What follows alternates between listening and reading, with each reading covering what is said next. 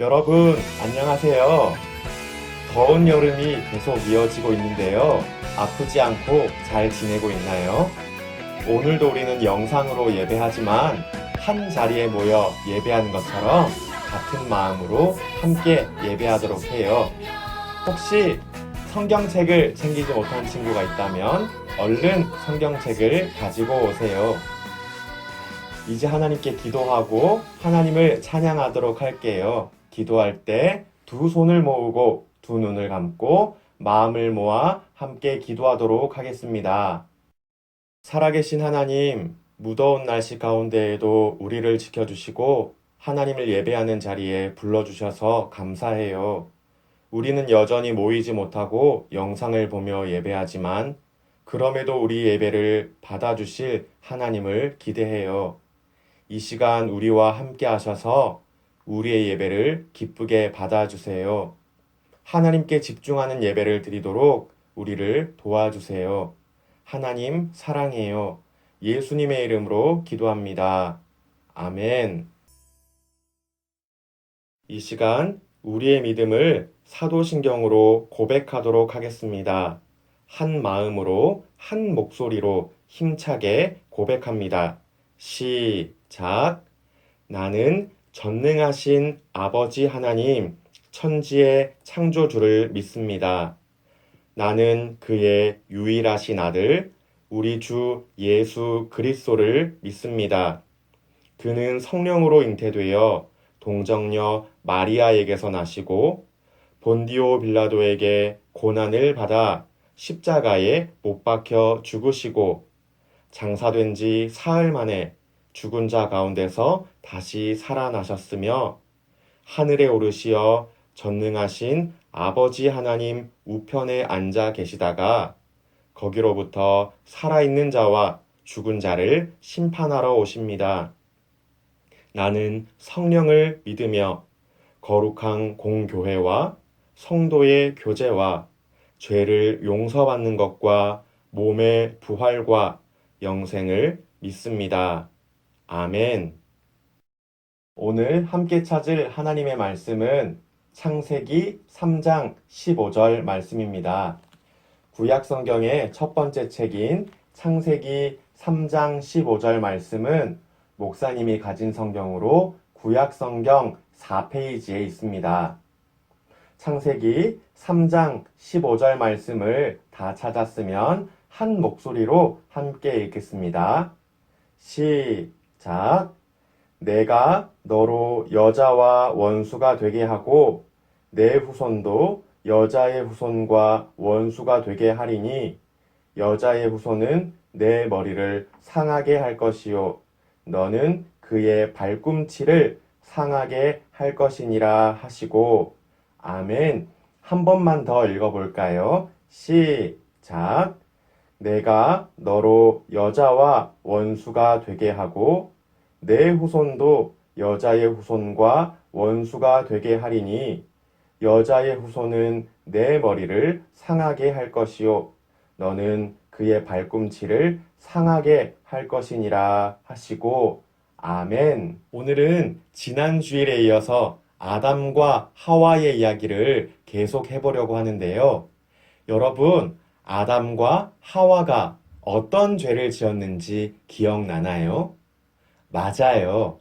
아담과 하와는 선과 악을 알게 하는 나무의 열매, 선악과를 먹었죠.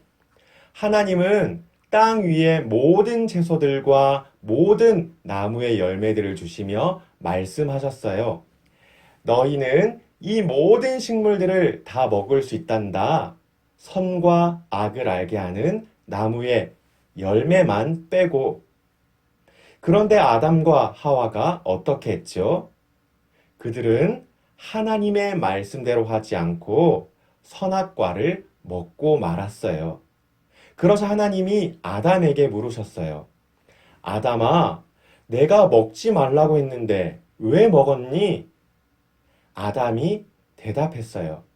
하나님이 나에게 주신 저 여자가 나에게 열매를 줘서 먹었을 뿐이에요.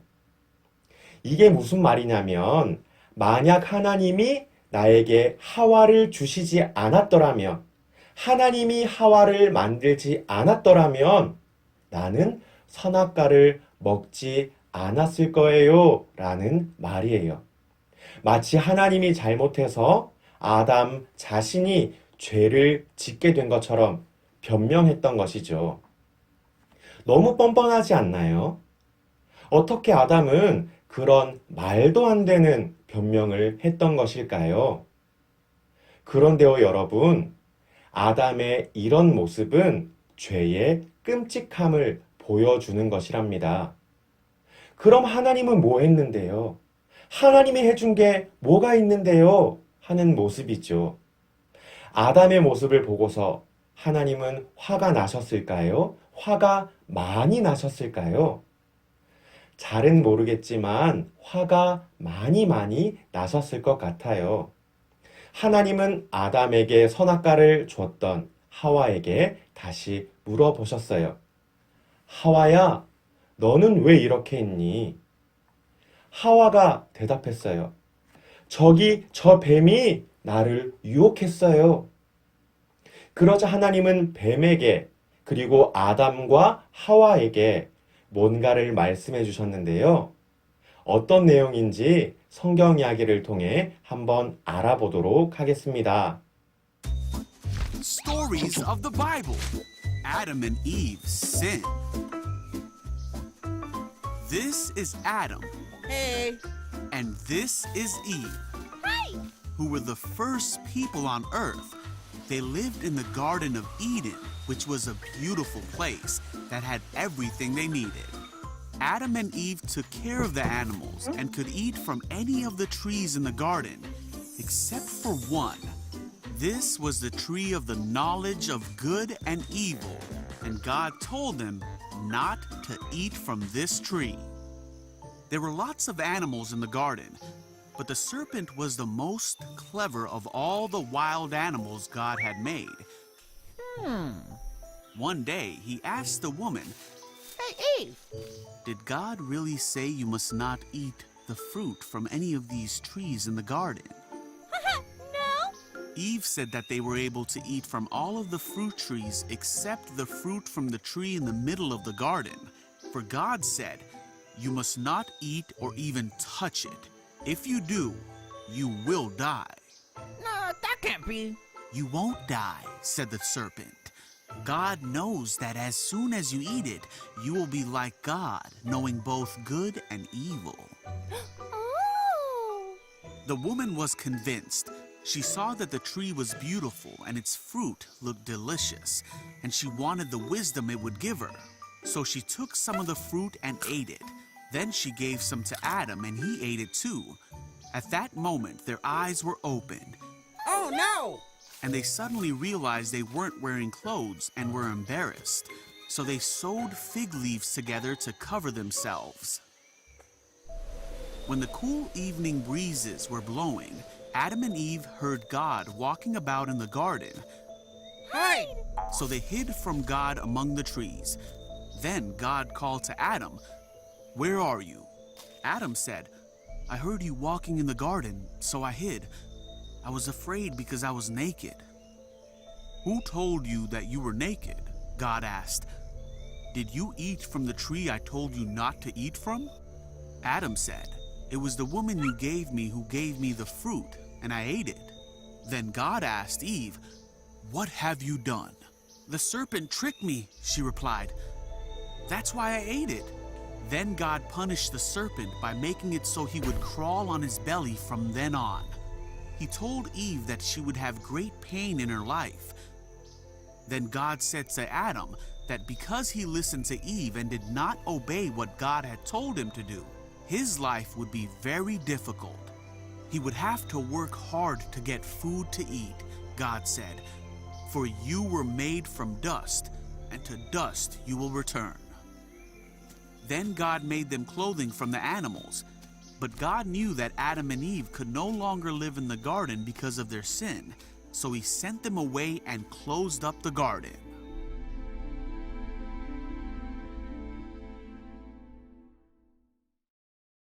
여러분, 하나님은 뱀에게 어떤 저주를 내리셨나요? 하나님은 뱀이 배로 기어다니도록 저주를 내리셨어요. 그렇다면 하나님은 아담과 하와에게 어떤 저주를 내리셨나요? 성경 이야기 영상의 내용이 기억나나요? 그런데요, 여러분. 하나님은 아담과 하와에게 저주를 내리신 적이 없어요. 하나님은 단 한 번도 나는 너희를 이렇게 저주해 라고 말씀하신 적이 없다는 것이에요. 못 믿겠다면 오늘 예배 마치고 창세기 3장을 읽어보세요. 대신에 하나님은 아담과 하와의 죄로 인해서 아담과 하와가 살아갈 그 땅을 저주하셨어요. 그렇게 아담과 하와는 에덴 동산에서 쫓겨나서 저주받은 땅에 살게 되었는데요. 모든 것이 다 끝난 것만 같았어요. 하나님은 하나님이 특별하게 만드신 사람을 버리신 것만 같았어요. 그렇다면 하나님은 정말로 하나님의 걸작품인 사람을 버리셨을까요? 오늘 말씀을 보면 그렇지 않다고 적혀 있는데요. 오늘 말씀인 창세기 3장 15절 말씀을 다시 한번 읽어볼까요? 창세기 3장 15절 말씀을 함께 읽습니다. 시작. 내가 너로 여자와 원수가 되게 하고 내 후손도 여자의 후손과 원수가 되게 하리니 여자의 후손은 내 머리를 상하게 할 것이요 너는 그의 발꿈치를 상하게 할 것이니라 하시고 아멘. 하나님이 뱀, 곧 사탄을 저주하시면서 하셨던 말씀인데요. 쉽게 설명하면 이런 내용이에요. 사탄아, 너는 하와에게 선악과를 줘서 먹게 했지? 너는 하와와 원수가 될 거야. 그리고 사탄의 자식들인 네 아들, 딸들도 하와의 아들, 딸들과 원수가 될 거야. 그런데 하와의 자손은 네 머리를 박살낼 거지만 너는 그의 발꿈치만 상하게 할 거야. 결국 하와의 자손은 너를 멸망시켜서 지옥불에 던져 넣을 거야. 이런 하나님의 말씀이었답니다. 그렇다면 여러분, 하나님의 말씀은 어떻게 됐을까요? 그대로 이루어졌을까요?